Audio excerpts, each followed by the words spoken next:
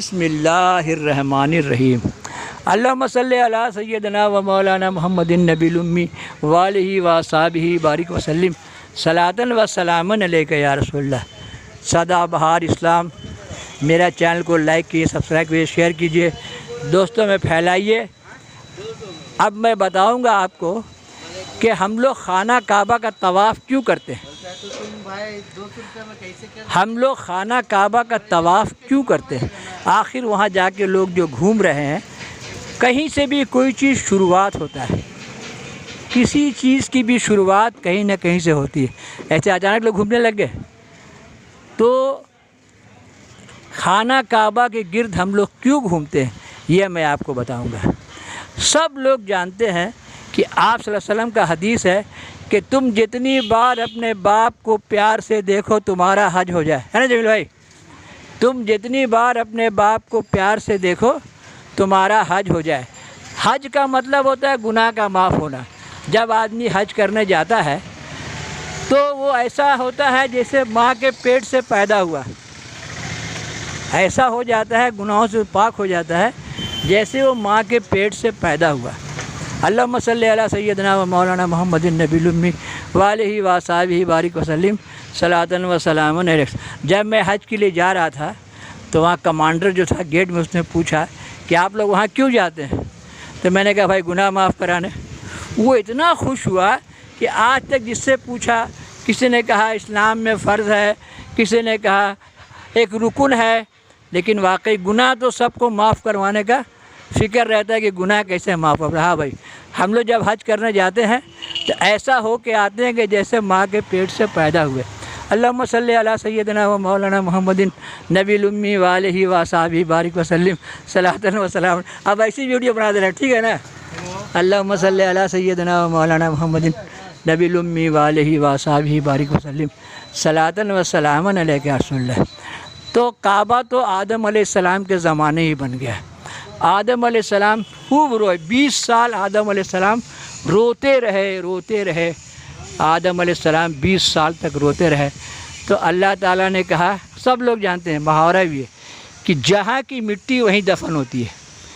تو اللہ تعالیٰ نے جہاں کعبہ ہے وہیں سے آدم علیہ السلام کی مٹی لے جایا گیا تھا۔ طوفان نوح میں پرانا کعبہ چھپ گیا تھا، جس کو ابراہیم علیہ السلام نے اس کعبہ کو جبریل علیہ السلام کی مدد سے نکالا، اور پھر کعبہ کا نیا تعمیر ابراہیم علیہ السلام اور اسماعیل علیہ السلام نے کیا۔ تو آدم علیہ السلام جب بہت روئے تو اللہ نے کہا کہ تم جہاں کعبہ بنا ہوا ہے، خانہ، اللہ تعالیٰ کوئی گھر نہیں ہوتا خانہ کعبہ، اللہ تعالیٰ نے کہا آدم علیہ السلام کو کہ تم وہاں آ جاؤ، وہیں میری اور تمہاری ملاقات ہوئی۔ میں گیا تھا جدہ میں گیا، حوا علیہ السلام جدہ میں ہے، اور وہاں سے 2-3 گھنٹے کا راستہ ہے کعبہ سے جدہ۔ تو جب میں گیا تو دروازہ کھلے، اندر ہم نہیں جا سکے، دعا کر کے آئے ہیں کہ ماں جب میں نیکسٹ آؤں گا تو تمہاری زیارت کروں گا، مقبرہ حوا کا دروازہ آپ کھلوائیے گا۔ اس طریقے سے مقبرہ حوا جو ہے وہ جدہ میں ہے، اور آدم علیہ السلام کعبہ میں وہیں جاتے، وہیں حجرہ میں جا کے بیٹھ جاتے۔ تو وہاں جا کے انہوں نے ایک چرکھٹا جھوپڑی بنا لیا، حجرہ بنا لیا، اسی میں رہتے، اللہ کا ذکر کرتے۔ آدم علیہ السلام کا حج تھا اللہ تعالیٰ کا زیارت کرنا۔ آدم و صفی اللہ، آدم علیہ السلام اللہ تعالیٰ کی زیارت کرتے، ان اللہ تعالیٰ سے کلام کرتے، اور اللہ تعالیٰ سے کس طرح کا ملنا تھا، جیسے جنت میں اللہ تعالیٰ اور آدم علیہ السلام بات کرتے تھے، ویسے ہی خانہ کعبہ میں بات کرتے تھے، اسی لیے اس کا نام پڑا خانہ کعبہ۔ اب آدم علیہ السلام کی جب اولاد بہت ہو گئی اور اب باپ کے پاس آنے میں لوگوں کو وقت نہیں ملتا، تو آدم علیہ السلام نے وہی حدیث کہا جو آپ سب نے کہا تھا، تم جتنی بار اپنے باپ کو پیار سے دیکھو تمہارا حج ہو جائے۔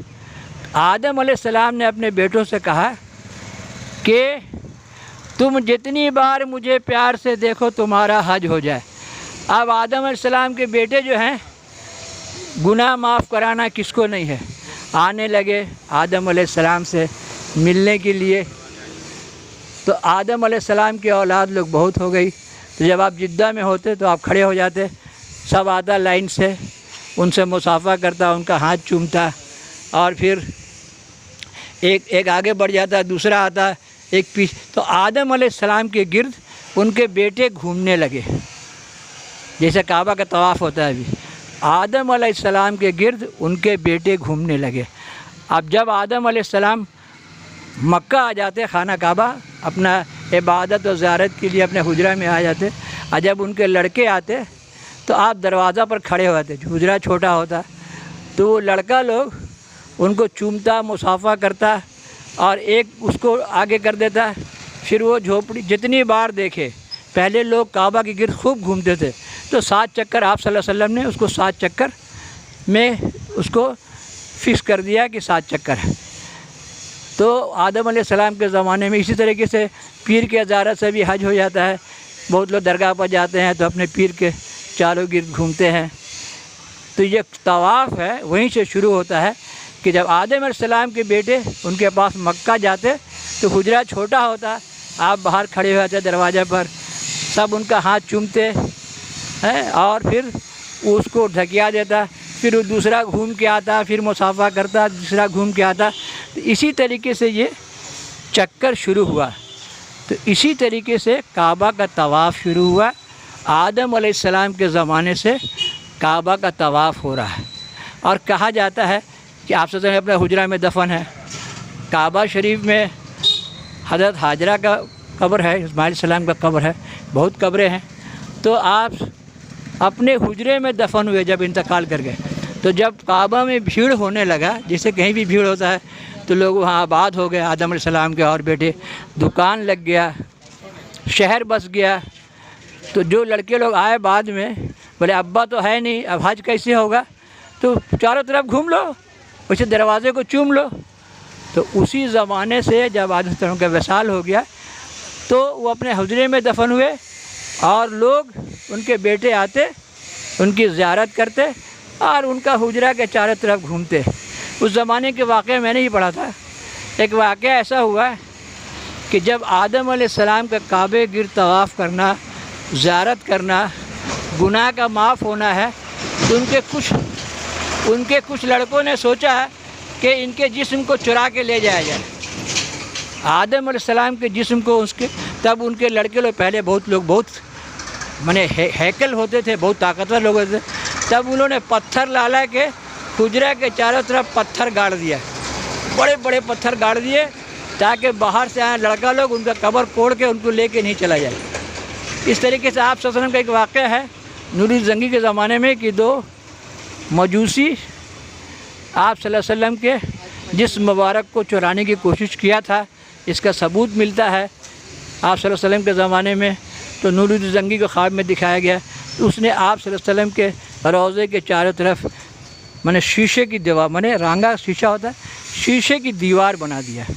اسی طریقے سے آدم علیہ السلام کے بیٹوں نے ان کے قبر کے چاروں طرف بڑے بڑے پتھر گاڑ دیے اور بڑے بڑے پتھر گاڑ کے اس کو حاشیہ میں لے لیا تاکہ ان کا جسم کو کوئی چرا نہیں سکے. تو آدم علیہ السلام کے زمانے سے ہی کعبہ کا طواف ہو رہا ہے. وہی طواف آج بھی ہو رہا ہے. کعبہ کا طواف کرنے سے عمرہ ہوتا ہے اور عمرے سے گناہ معاف ہو جاتا ہے. یہ جو ابھی ہم لوگ حج کرتے ہیں وہی عمرہ ہی حج ہے. پہلے حج عمرہ ہی تھا.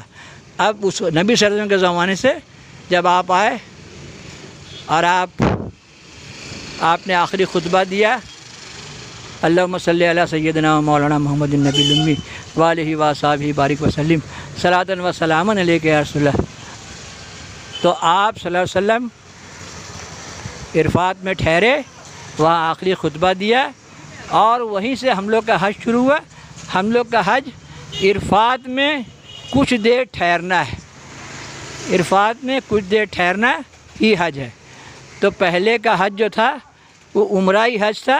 ابھی کا حج حج اکبر ہے. ویسے لوگ کہتے ہیں کہ جمعہ کو اگر عرفات میں جمعہ پڑ گیا تو حج اکبر ہے. واللہ علم. اللہم صلی علی سیدنا و مولانا محمد النبی الامی وآلہ وصحبہ بارک وسلم صلاۃ و سلاما. 60-65 سال میں جو علم میں نے حاصل کیا میں نے آپ کو بتا دیا، جگہ جگہ سے پڑھا. 144 خدا میں نے پڑھا. اس طریقے سے یہ ثبوت یہی ہے کہ کعبہ کے نیچے آدم علیہ السلام ہی دفن ہے. ایک ایسی شخصیت اللہ تعالیٰ کا صفی اللہ تعالیٰ اپنے صفی کو جہاں تہاں پھینک دے گا، اور وہ جدہ میں ضرور وہاں سری لنکا میں اتارے گئے، اور یہ دنیا کی کیا کیفیت ہے معلوم نہیں، سب اللہ کا حکمت بندی کی سمجھ میں آئے چاہے نہیں آئے۔ اگر حوا اور آدم علیہ السلام کو ایک ساتھ اتار دیا جاتا تو آدم علیہ السلام مار کے حضرت السلام کو مرا دیتے، کیونکہ ہر وقت مارتے کہ تو ہم اللہ تعالیٰ کو چھوڑ کے آ گئے۔ تو اتنا دور اتارا گیا کہ روتے پیٹتے پہنچے جدہ ہے، تم سے لپٹ کے جو رو لیتے ہم، آنسو نہیں یہ موتی سے کم۔ تو دونوں کا غم غلط ہوا، اور یہی کہانی ہے آدم اور حوا علیہ السلام کی۔ اللہم صلی علی سیدنا و مولانا محمد النبی الامی وآلہ و اصحابہ بارک وسلم صلاۃ و سلام علیک۔ جو علم مجھے اللہ نے عطا کیا، یا خالق ہو، یا باری ہو، یا مصور ہو، میں نے آپ تک پہنچا دیا۔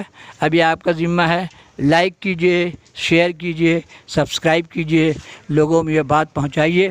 اور میں نے سوچا ہے اپنے سبسکرائبر لوگوں کو لے کے ایک فرینڈ سوسائٹی بنائیں گے، جو میرے سوسائٹی میں شامل ہونا چاہے وہ مجھ سے رابطہ قائم کر سکتا ہے۔ الحمدللہ۔